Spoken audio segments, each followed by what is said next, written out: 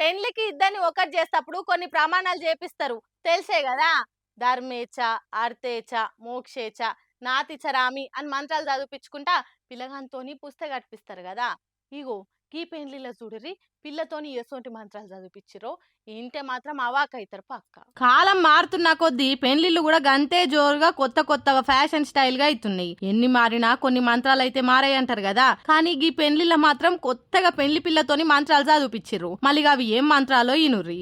का पालन करूंगी, अपने विचार एवं आचरण इसी मर्यादा के अनुरूप विकसित करूंगी, पति के प्रति श्रद्धा भाव बनाए रखकर सदैव उनके अनुकूल रहूंगी, छल कपट नहीं करूंगी, सेवा स्वच्छता प्रिय भाषण जैसे अभ्यास बढ़ाती रहूंगी, इस प्रकार सदा सबको प्रसन्नता देने वाली बनकर रहूंगी, ईर्ष्या द्वेष चुगली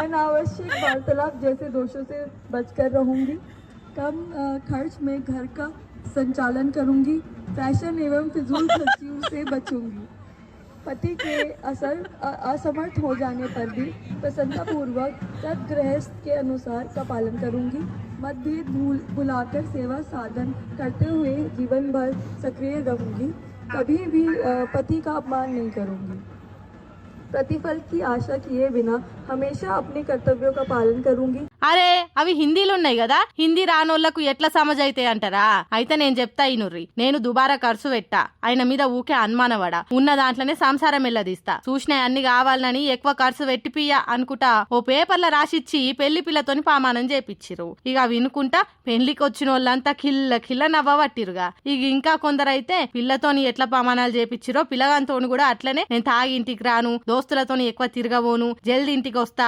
అడ్డగోలు పిచ్చి కథలు వడా అని చదివిపిస్తే బరాబర్ ఉంటది అనుకుంటా గులుగా పట్టిర్రు.